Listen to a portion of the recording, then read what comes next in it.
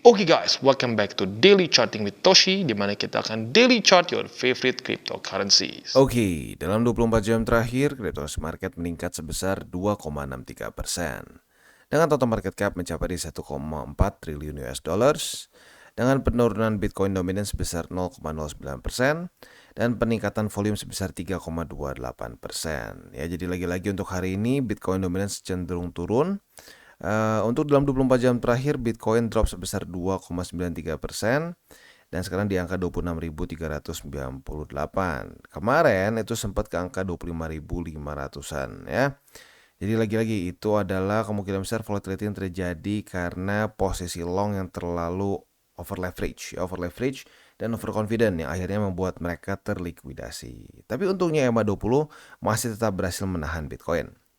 Untuk Ethereum terjadi koreksi lebih dalam sebesar 3,58% di angka 1981. Lalu untuk BNB terjadi koreksi sebesar 3,12% di angka 244. XRP juga terkoreksi sebesar 4% dan yang gila itu adalah Solana.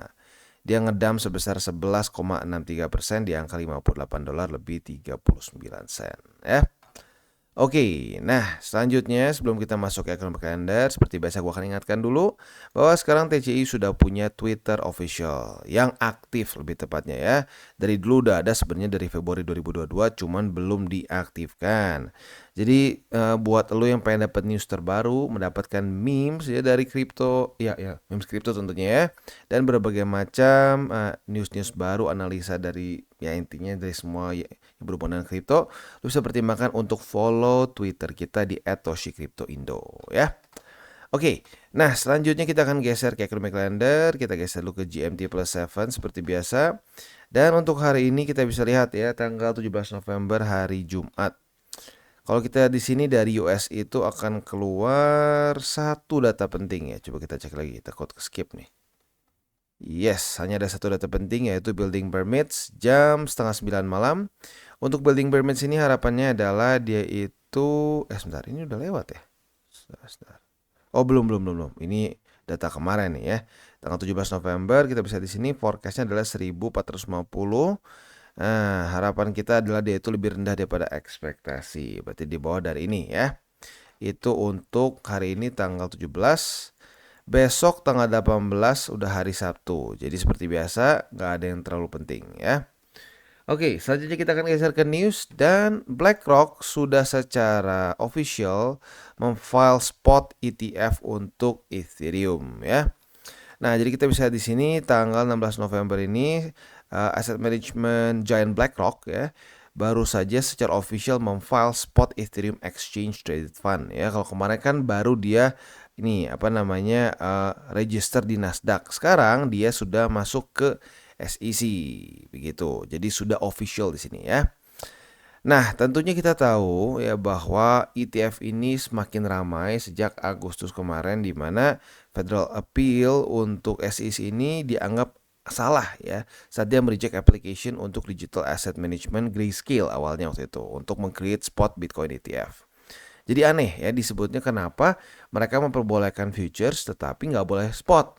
Nah, ini menyebabkan banyak yang tertarik untuk meregister ulang ya spot ETF mereka. Salah satunya yang mengajukan adalah si BlackRock, waktu itu Bitcoin ya. Tetapi kali ini dia one step further di mana dia menambahkan juga spot ETF untuk Ethereum begitu. Ya, this is good. Semoga yang lain juga ikutan. Dan semoga juga di-approve langsung oleh SEC. Karena seperti yang kita bisa lihat SEC tahun ini semakin berantakan nih ya. Dia semakin terpojok oleh berbagai macam bukan cuma crypto project ya, tetapi bahkan oleh beberapa judge yang melihat bahwa tidak konsistennya si Gary Gensler dalam melakukan regulasi di kripto ya. Oke, nah selanjutnya kita akan geser ke TA kita untuk Bitcoin. Kita bisa di sini sayangnya 37.300, 36.600 jebol ya. Jadi secara PR sayangnya gagal dipertahankan yang kemarin. Tetapi good newsnya apa? MA20 kembali menjadi support bagi Bitcoin ya. Nah, PR di daily-nya apa? Semoga dia bisa bertahan di atas dari MA20. Ya, walaupun seperti yang gue bilang dari kemarin-kemarin, harus siap dengan possibility dia membuat lower low. Karena ya lu lihat sendiri secara weekly-nya ini sangat overbought ya.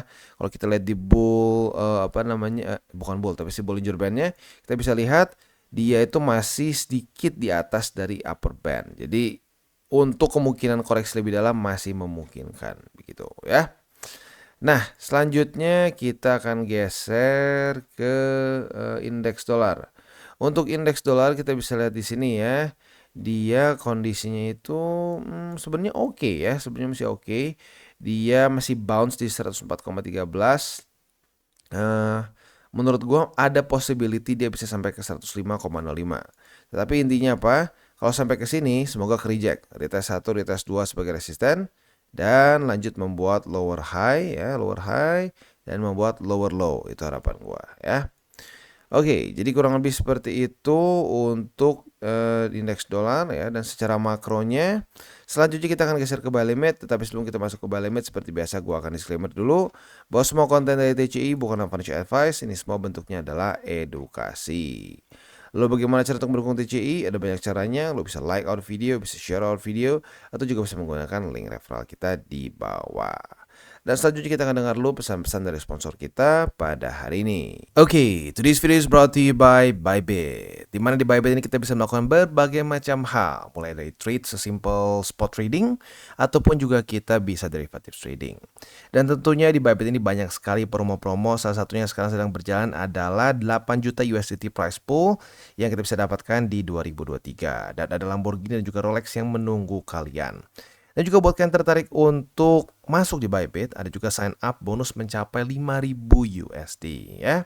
Di sini tentunya kita bisa lakukan berbagai macam hal ya, trade berbagai macam aset class juga. Buat kalian tertarik bisa silakan menggunakan link referral kita di bawah, dan buat update mengenai mengenai segala macam hal yang paling baru mengenai Bybit bisa cek di link description kita di bawah. Dan kita mulai dari Bitcoin ya. Untuk Bitcoin kita bisa di sini buy limit pertama dan buy limit kedua tembus.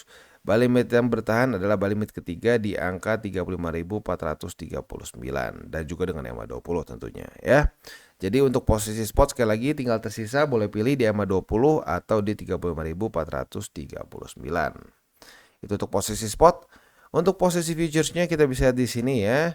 Sudah terjadi retest pertama di 36.617 sebagai resisten. Kita lihat apakah besok pagi jam 7 daily close-nya masih di bawah atau tidak. Kalau di bawah dari 36.617, maka kita bisa pertimbangkan untuk buka posisi short apabila besok terjadi retest kedua di 36.617 sebagai resisten ya. Target TP-nya untuk yang agresif bisa dipertimbangkan di 35.439, dan untuk yang lebih konservatif target TP-nya bisa dipertimbangkan di MA20 di angka 35.779 ya. Untuk posisi longnya otomatis apabila terjadi retest kedua di EMA 20, kita bisa buka posisi long dengan target TP kita di angka 36.617. Dan sekarang kita masuk ke Ethereum. Untuk Ethereum kita bisa di sini posisi spotnya jebol 1 ya. Buy limit pertama di 2004 tembus. Untuk buy limit kedua di 1443 di retest tapi untungnya masih bertahan. Dan buy limit ketiga di angka 1909 ya. Itu untuk posisi spot di Ethereum. Nah, untuk posisi futuresnya kita bisa di sini sudah terjadi retest pertama di 1943. Apabila pada hari ini terjadi retest kedua, kita bisa buka posisi long dengan target TP kita di angka 2004 ya. Sementara untuk posisi shortnya tinggal kita balik logikanya. Retest 1, retest 2 di 2004 sebagai resisten. Kita bisa buka posisi short dengan target TP kita di angka 1943. Dan kita masuk ke Polkadot. Untuk Polkadot kita bisa di sini dia sayangnya buy limit pertama tembus yaitu di 5,40 ya. Jadi untuk sekarang buy limit yang tersisa untuk posisi spot di Polkadot adalah di $5 lebih 17 sen dan $4 lebih 99 sen ya, yang berkonfluence dengan EMA 20. Nah, untuk posisi futuresnya karena kemarin daily close di bawah dari struktur, maka kita bisa di sini sudah terjadi retest pertama pada hari ini ya. Apabila besok pagi jam 7 Polkadot daily close-nya masih di bawah dari $5 lebih 40 sen, kita bisa limit posisi short. Apabila terjadi retest kedua, otomatis akan kebuka posisi short dengan target TP kita di angka $5 lebih 17 sen ya. Sementara untuk posisi longnya tinggal kita balik logikanya.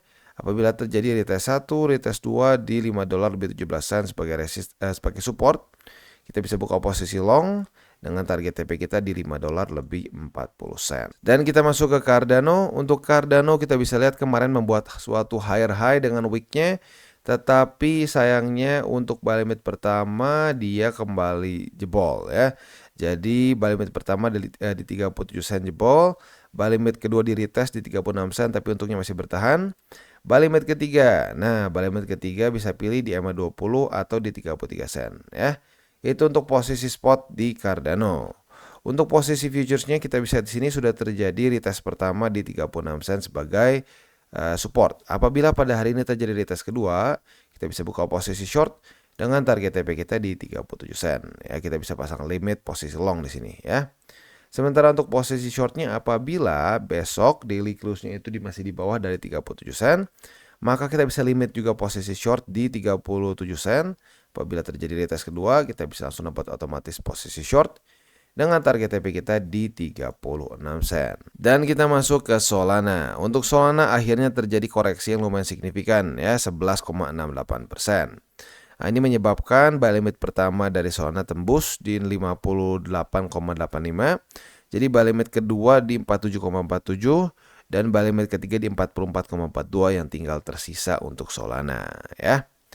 Nah, untuk posisi futuresnya kita bisa lihat hari ini sudah terjadi retest pertama di 58,85. Kita lihat besok pagi jam 7 apakah daily close-nya di atas atau di bawah dari 58,85.